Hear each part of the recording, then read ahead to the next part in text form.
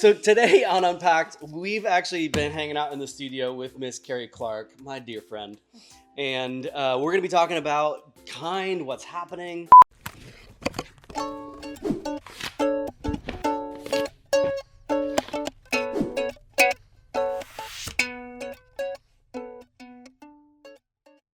Kerri, tell us your role. Tell us where you're at.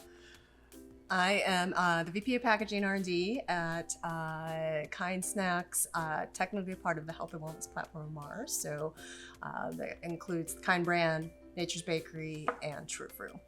And how long have you been packaging? I've been packaging forever. For all of eternity. All of eternity. Over 20 years. I'll date myself a little. And how long have you been at Kind? About 3 years. I'd spent most of my career prior to Kind at Nabisco, Kraft, Cadbury on the confit business, back to Kraft again, and then Mondelez at the end.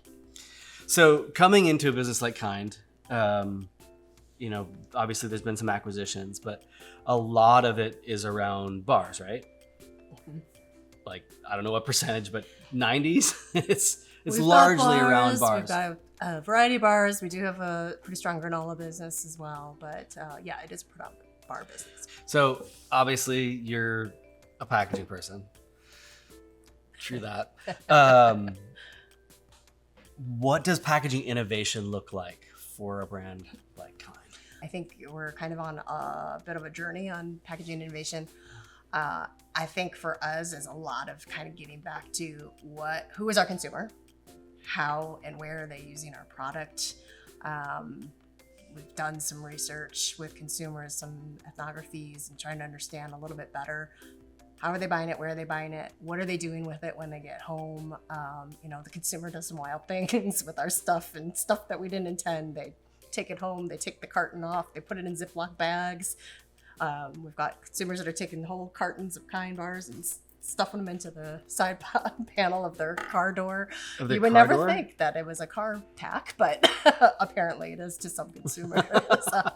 On the go. So I think we've approached a lot of the innovation. It's just how do we make the consumer experience better? Yeah. How do we make the brand stand out more? How do we kind of stay true to the, what the brand is, modernize a bit, stay relevant? So not a Kind related question, but what's something cool that you've seen out there? What's something that you have stopped to pick up when you're walking around? Well, you can't go shopping with me because I will pick up all the packaging. But, it's maybe a little cliche, but I think just any packaging that gives the package a new use. Takes a product like, an applesauce pouch. My kids are 11 and 9, and they got back into the pouches recently. My daughter said, I want more of those applesauce pouches because it's a great snack for when I'm running or playing with my friends. So that just kind of taking a product and giving it a whole new reason to be in a completely different usage occasion. I think those are the innovations that get me excited. Applesauce pouches? Super nerdy packaging stuff. I get it. So you guys have been all over right now because of the launch of paper packaging. Tell me a little bit about the sustainability objectives and what prompted that, what triggered that? Yeah. I mean, our objectives are like many companies, packaging to be recyclable, reusable, or compostable. We're pretty focused on the recyclable or the circularity component of those three. We've been on a bit of a journey on packaging. We, like many food packaging companies, have started most of our packaging was complex laminations. So in making the move, we'll transition almost 100% of the portfolio by the end of this year to monomaterials so that those packages can be more easily recycled.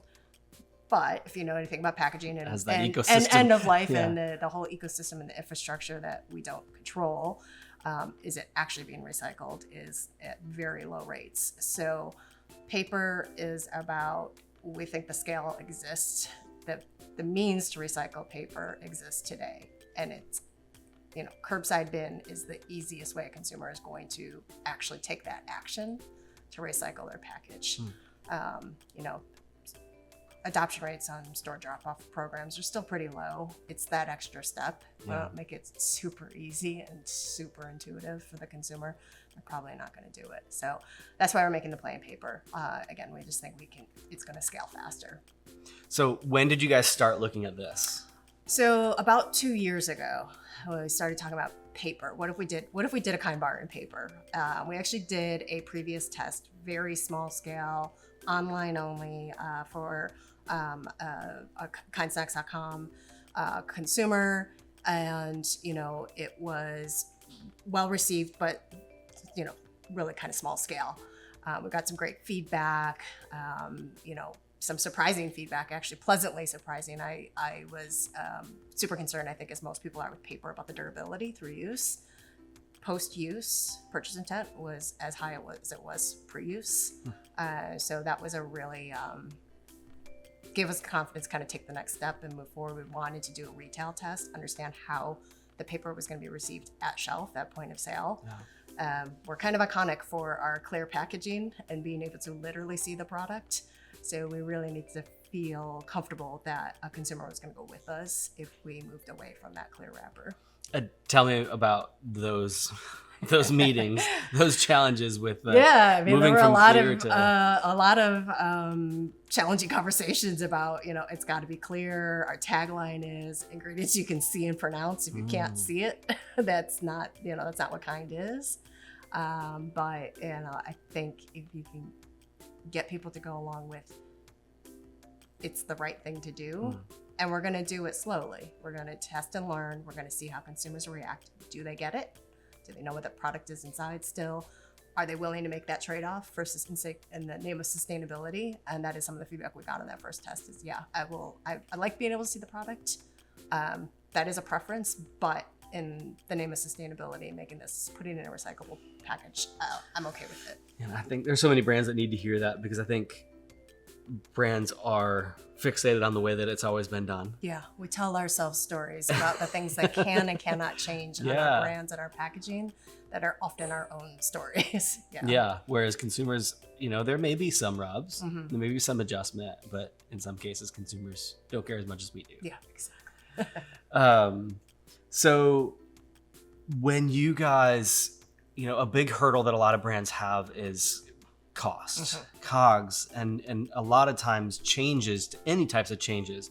They've cost optimized so well for years and years and years that any type of change means an increase in cost, especially changes around material or, sustainability, right? Yes. Like that's a huge lift for a lot of brands that they have a hard time justifying. How did those conversations go with you guys? Because I'm sure there was cost increases and things like that go along with. Yeah, I mean, bottom line, these barrier papers that we're using, these high performance papers, are more expensive than their plastic counterparts. The plastic counterparts have been designed and engineered and cost optimized for decades. Yeah. These things are pretty new. These are, they're pretty fledgling still. So cost was a conversation. We need to scale carefully because we need to be able to, to manage that cost. But when in a test and learn environment, first, I can absorb some of that cost in my R&D budget. Second, we can talk about what does the horizon look like. And ultimately, the more scale paper gets or other materials that have that good end of life story, the more affordable they're going to be and the more available they're going to be. So it's part of the reason why we didn't seek IP or exclusivity. We want paper to get out there. We want other people to do it too, so that it grows. So tell me a little bit about the consumer work that you did. So how many times did you go back into consumers? Were they the same consumers, different consumers? Talk to me a little bit about kind of the size and the scale and how you approached that first online test. Yeah, the first test, we did a couple of things. So we surveyed the consumers that bought it off of the website. And we also did a separate consumer study. We sent packs home, talked to consumers after they used it. The third thing we did is we actually had Google approach us, and they wanted the bars in their employee cafes. Okay. So they're they have an initiative about going plastic free in their employee cafeterias or other their in-office food centers, and they wanted to put it in their offices so their employees could purchase it for their own snack, and they also we surveyed that consumer group too. Okay. Like I said, I think it was probably the most pleasant surprise for me out of the whole thing was the post-use results from the consumer study that we did on the durability factors and the perception of freshness, quality that was maintained was super exciting. really So, really like, how many times did you go back as you were doing the development? Because this is not the first paper substrate that you launched, right? Like, as you guys are going through that process of launching a material, trying a material, how many times did you go back to consumers, and how much of it was just you guys trying to get the material to work right, and then you go at the end? Like, how many times were you? Yeah, we've done some. We did some consumer work before, just on perception of paper, not with the actual pack. But we went really fast on the first launch, so it was just really about getting something into market that consumers could then react to. And then since that launch, we've done a lot of work on the development, the papers that we're using themselves. So we didn't quite meet the threshold that we needed to claim recyclability on that first paper that we used. And we worked with our suppliers to make sure that we could get it over the hump as far as the fiber recovery and the repulpability. That was really important. I think that it's not just paper, that it's paper that we feel confident can be recycled. And that came through in the consumer feedback. Again, a little bit of a pleasant surprise. The first consumer test that we did, consumers were pretty forgiving about it not being able to claim it as recyclable. It was kind of we appreciate they were making the step in the right direction. And I thought that was really super cool to hear from a consumer. Like, you know what? It's not 100% there. It's not perfect, but I'm okay with you going ahead and doing something and not waiting to get all the problems solved, because that's such a hard internal conversation too sometimes. It's like, is it all the way to bright? No. When is it going to be there? Like, can we do something now? I have so many questions that come out of that, because I think one of my questions is really, how much of that do you chalk up to your consumer? And hey, a health conscious consumer, a consumer that's more aware, whatever that is, because brands have different consumer bases, right? And then the other part of my question is really around the appetite for change and the risk, because change is risk. So two very different questions, but okay, I'll try to remember both. Yeah. The first one, absolutely the kind consumer, because we are a health and wellness brand. The bar is much higher. The expectations are higher. The consumer is much more educated around sustainability. We had to kind of be able to meet them where they are, and that's a different consumer than your average everyday consumer. So I think that's part of why the reception was so positive. But I mean, I think you got to win those people first, and then you start to bring everyone else along. So if we're okay there, then I feel like we're going to be okay with everyone else. But everything else was, again, we went very fast on the first one. It was about, we didn't do all the testing before. We didn't complete shelf life. We didn't do all the machinability. We didn't do transit. It was literally, let's put something out there and it will work or it won't. That's really and we're cool. Just going to see what happens. I'm a bit fortunate that, from our leadership team down, sustainability is important. We are going to do it because it's the right thing to do, not necessarily because it's the most cost-effective thing to do or because it's risk-free. It's the fun of working on a smaller brand, is you kind of get to do those things that you may not be able to do other places. Tell me a little bit about the parent, right? What was Mars's role in all of this, and what allowed you guys to get this out so quickly? Yeah, so this is the fun part of being the smaller business within the bigger business. I've been on the other side. So one of the things that we were able to leverage from the Mars team is a really strong relationship with our equipment supplier and some pre-work that they had done in kind of proving out what needs to happen on the line to form the paper without tearing it, to be able to achieve line speed. So, I mean, I make it sound too easy, but it pretty much was, we put some minor change parts from a forming standpoint on the line and ran it. We ran it full line speed. We didn't have any impacts. Full speed on a high speed line. We didn't have any impacts on machinability or throughput. Short runs, we got to get it across the whole network if we want to scale this. But it was really like easier than it probably should have been. And that was a big relief. That's crazy. All right. So this channel is Unpacked. Mm-hmm. You're gonna unpack it. We should. Probably should. Maybe I should just have you sit there quietly while I critique it. Yes, please. All right. So we're going to see if I am in the majority or the minority of your consumers in the way that I open. This is a great consumer study. I am fascinated by people, by the way, how the different ways people open our packages. So break it in the middle. Okay, because I grab it by the fin seal and then I tear down here. Okay. Like this. So I open it similarly. Okay. I mean, it's really important. It's one of life's important things, like which way the toilet paper goes. Oh, over under. That's got to come out towards the front, away from the wall. Thank you. You can't scratch up your knuckles on the wall.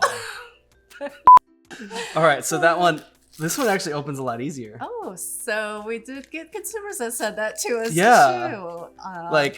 It's kind of those unintended benefits that you weren't even planning for. Yeah, I mean, it's interesting because the initial tear is easier, and then it's actually a harder tear as it continues open, which is good because then it doesn't rip all the way past. Oh, he's going all in. All in. Thanks for coming in. Thanks for hanging out with us. I love talking to people when they've gone through these challenges, just because I have so much respect for brands that do the work, that take the risk, that have the hard conversations, and are willing to get everybody on the same page and drive innovation forward. And so it's no fun if you're not challenging yourself a little, right? Darn right. So thanks for coming in. Thank you for watching Unpacked. This is Kerri, and she's the best.